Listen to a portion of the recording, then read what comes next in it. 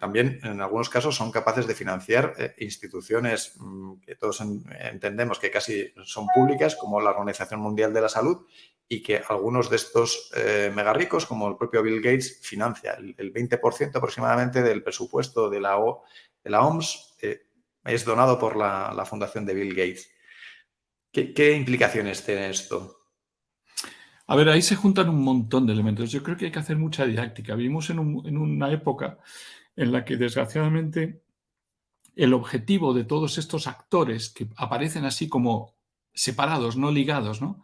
Son falsamente separados, están realmente ligados, tienen una red muy importante. Y solemos hablar de diferentes elementos sin encuadrarlos. Vamos a hacer simplemente por didáctica una visión de lo que es la cadena que lleva al globalismo. Por un lado tenemos la globalización que empieza hacia los años 90 y que se expande a lo largo del principio de este siglo, con todas las repercusiones positivas, pero también muy negativas, que es la concentración en grandes conglomerados empresariales a nivel mundial. Esa concentración de grandes conglomerados empresariales, la desaparición de la clase media y la creación de bolsas de pobreza y de gente sin trabajo, que va a ser ayudada con la renta mínima y demás, es un proceso que ha llevado que la hiperglobalización ha creado. Eso es un fallo del sistema económico que los dirigentes actualmente no quieren abordar en nuestro mundo, digamos, unipolar o occidental, y que habrá que abordarlo en algún momento porque la hiperglobalización ha fallado. La prueba es que estamos desglobalizando, en cierto modo, volviendo al proteccionismo, pero la estructura está ahí, grandes conglomerados y concentración de la riqueza en muy pocos. Tengamos en cuenta que los 17 principales hedge funds en el mundo hoy tienen bastante más que la mitad de la riqueza del planeta. Si contamos esos 17 hedge funds y unimos los grupos, por ejemplo, BlackRock, Vanguard o State Street, pues tienen el control de prácticamente el 90% de la bolsa de Nueva York, de la bolsa del SP500, ¿no? Que no es ninguna tontería. Estamos hablando de pocas personas que tienen en la mano muchísimo poder y de una oligarquía. Cuando hablamos de élites, hablamos de una oligarquía, de unos grupos empresariales muy concentrados, que al final es una atomización que no tiene más de 134 CEOs que podemos contar con las manos y que cabrían en un aula de la universidad donde yo doy clase. Es decir, que al final hay 134 personas que tienen el poder, como el otro día el magnate de BlackRock de ir a ver a Zelensky para ponerle cosas, o de venir a ver a Sánchez, pero son gente que se mueve en las 3 o 4 instituciones globales que llevan este globalismo y tienen un poder tremendo en influenciar y en cambiar el mundo. Eso es el globalismo.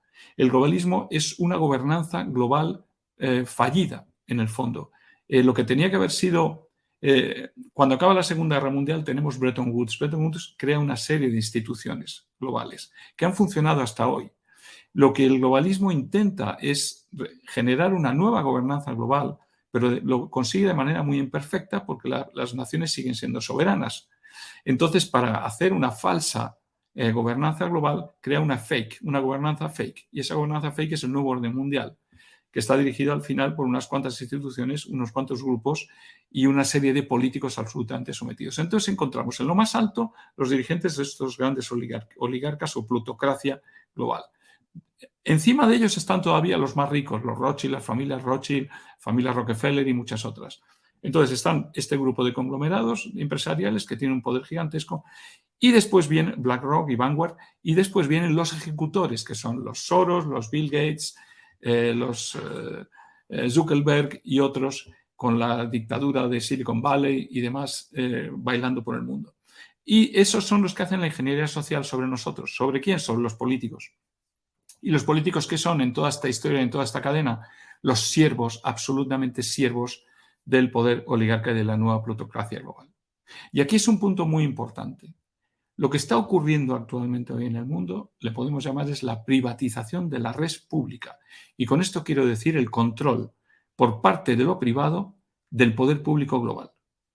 ¿Eso qué significa? Que los políticos han cedido, se han arrodillado en Davos ante estos conglomerados y en este momento son ellos los que piden favores a las grandes empresas y piden guía de lo que tienen que hacer, y no como al revés ocurría en Davos, que eran las empresas las que venían a pedir favores a los públicos. Si lo público y lo privado, con esa especie de partenariados público-privados que son totalmente una falsedad, Esa idea onusiana del principio del siglo XXI en el que decidimos que el partenariado público-privado iba a ser un éxito a nivel global, sí, claro que ha sido un éxito. Se han hecho hermanos, se han hecho tan hermanos lo público y lo privado que en este momento son lo mismo. Pero lo privado domina absolutamente sobre los políticos que nosotros elegimos. Corolario de todo esto, y no quiero alargarme, porque estoy alargando muchísimo en esta didáctica, espero que sea didáctico.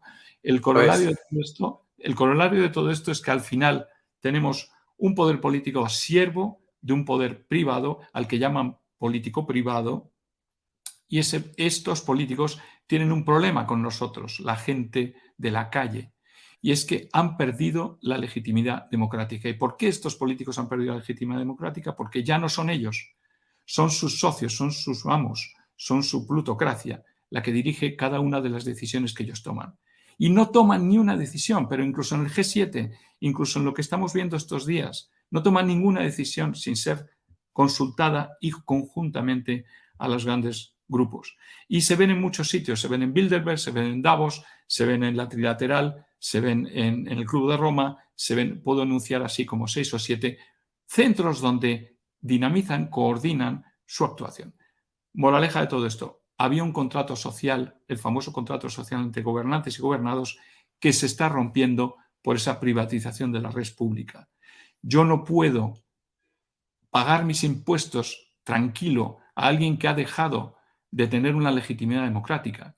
Yo le pago mis impuestos a los políticos que responden con libertad e independencia a lo que yo quiero, porque para eso les voto y para eso les pongo mis impuestos en sus manos.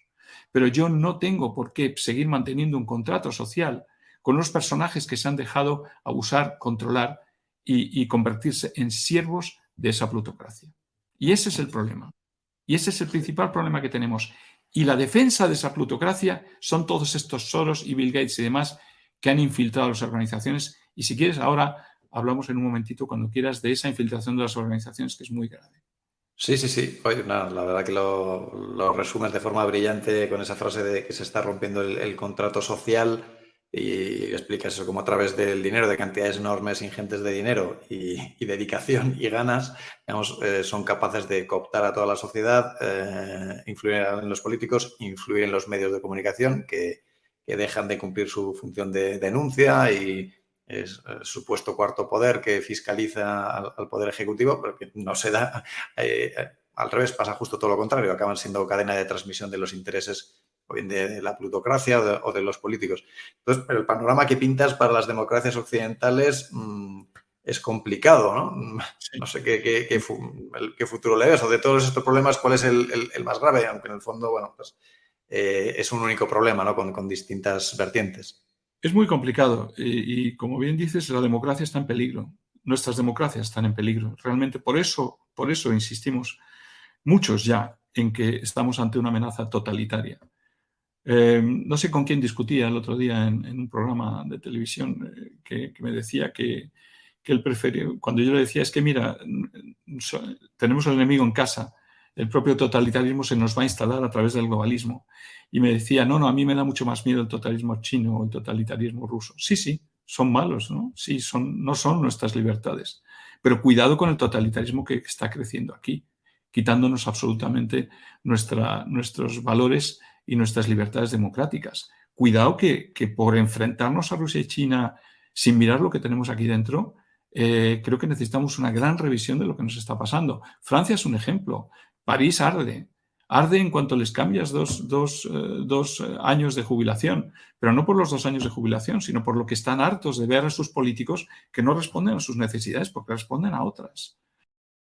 Juan Antonio de Castro es el autor de 2 libros imprescindibles para entender la realidad política de España y de los países hispanos: Soros rompiendo España y el más reciente, No solo es Soros. Doctor en Economía, profesor en varias universidades españolas y europeas, trabajó también durante más de 2 décadas en la ONU, lo que le ha llevado a conocer muy de cerca cómo operan ciertas instituciones globalistas. En este canal tratamos de entender nuestra actualidad partiendo del conocimiento de la historia, pero es imprescindible unir ese conocimiento a información veraz de lo que sucede en la actualidad. Información que no aportan los grandes medios de comunicación prostituidos, pero sí investigaciones en profundidad, como las que están en el origen de estos 2 libros. En esta charla hablamos con Juan Antonio de Castro sobre el papel de George Soros en temas tan críticos para la vida de nuestra nación como el golpe de Estado secesionista catalán. Hablamos de la toma de control de las principales instituciones globales por parte de los megarricos anglosajones. Hablamos del caso Pedro Baños y de la funestísima situación de los grupos de pensamiento y medios de comunicación en España, totalmente subordinados a los intereses del globalismo anglo, entre otros temas.